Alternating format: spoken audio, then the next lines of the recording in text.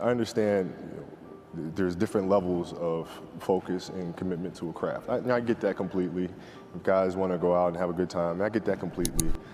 However, if you're going to do that and you show up to work the next day, you better be ready, right? If you're going to do that, you better come to practice and you better be ready to go. And if you're not, I'm going to let you know. And I think the message was sent pretty clearly. Rest at the end, not in the middle. And that's something I always live by. If I got to fight to get you in the gym, that's a problem. That's a problem. You want players that are gym rats, players that want to be in the gym, that want to work. And then from there, you build on top of that. But if you're lazy, man, I don't want to talk to you. I don't want to deal with you. You don't make me feel dumber. Well, I don't think so. You can go over there. We used to have an All-American camp that I used to go to. And at the time, when I first showed, I was a sophomore. And one of the things I would do is while everybody would be at the cafeteria work, eating and doing all sort of stuff, I'd just go back to the gym. And they'd see me leave, right? But now you're in a tough position because you're like, okay, I want to be like, I'm following the kid to go work out, but I know he's working, he's up early, and he's doing all this other stuff. And so that was my way of showing them, yeah, I may be from the suburbs, but you're not going to outwork me. I'm always say it's all package, First of all, it's the talent helps a lot, of course. But of course, the ethic of work.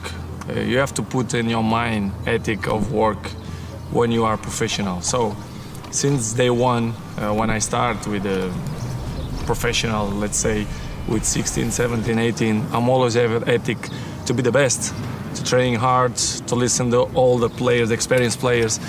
And of course, my dreaming coming true. I was professional. I played in the best clubs in the world. I won the most important trophies. So I'm glad to be in this position, but of course this is not coming from the sky. I dedicate myself and I'm working hard, and this is why the goals and all the achievements that I get coming from dedication and hard work. You have to keep moving on, because I know a lot of guys who've been #1 in the past years and it just fell off a cliff. So I have to keep working hard, and hopefully everything will work out. I'll be #1 in the future. Yeah, we're going to work hard.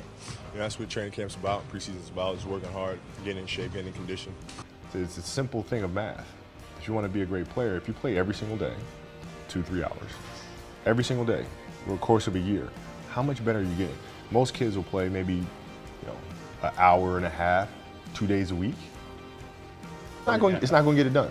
It's not going to get it done, right? So if you're obsessively training 2-3 hours every single day over a year, over 2 years, you're accelerating. You make quantum leaps, man. If I could work that hard every day, with being blessed with the physical tools that I have, what would my career be? And I made a promise to myself from that day that I was going to work that hard every single day, so that when I do retire, I have no regrets. And that was the most important thing for me, is to leave no stone unturned, get better every single day.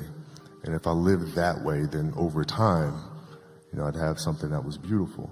But that was my philosophy. It seems like a pretty simple one, but if you live your life to just get better every single day, and do that for 20 years, what do you have? The important thing to understand is you can't shortchange yourself. Like, you're not cheating anybody but yourself. Right? You're tired. You're literally this far away from the line. Why would you not go that extra to touch the line? Right? So if I let him get away with that, right, all of a sudden he starts maybe to cheat something over here, right? Not give his best over here, not give his best over here. And as years go on, he's going to be he's not going to reach his full potential, because he's been taking these little shortcuts that just add up. And you can't let that happen. Our job as teachers, as mentors, as inspirers, it's our responsibility to hold them accountable to those things. The best way to prove your value is to work, is to learn, is to absorb, to be a sponge. Right? But you always want to outwork your potential. As hard as you believe you can work harder than that. And that's what I tried to do when I first came in the league. But basketball is such a direct competition sport that me coming in at 17, I hated when my teammates would say, I get hit with an elbow, right? Shaq would hit me with an elbow in practice, and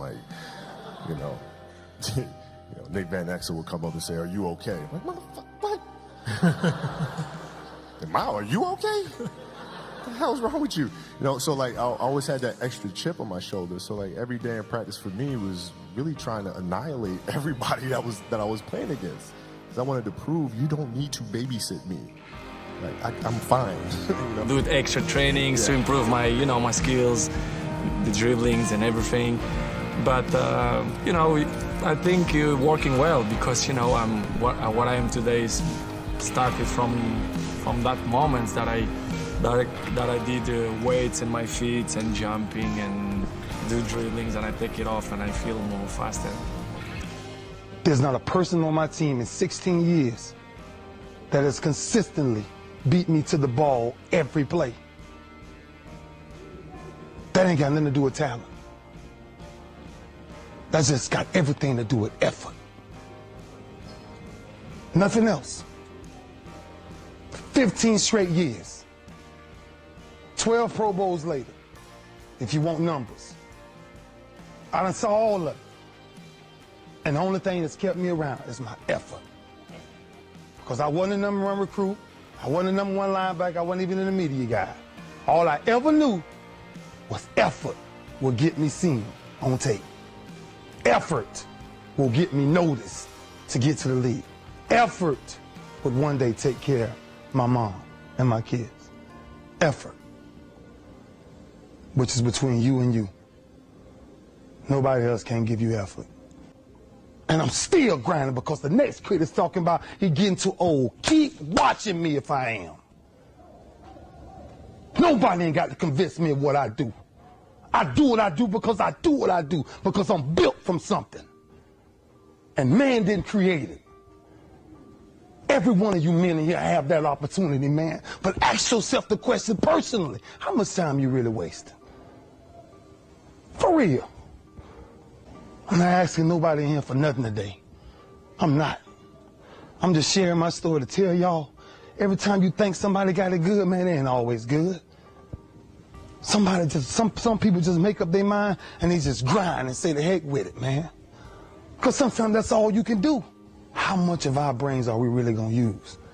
I use mine to tell somebody today, September 11th, when I step on the field against the Pittsburgh Steelers, if that's what God's will is, there's no other man out there willing to give up what I'm willing to give up.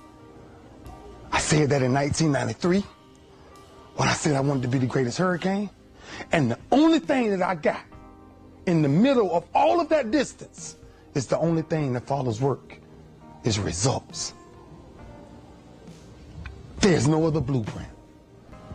I ain't got no other secrets to tell y'all today. I ain't come here for nothing else but to tell you, if you want to do something, work at it. You want a better relationship with God, work at it. 1993. And I made a quote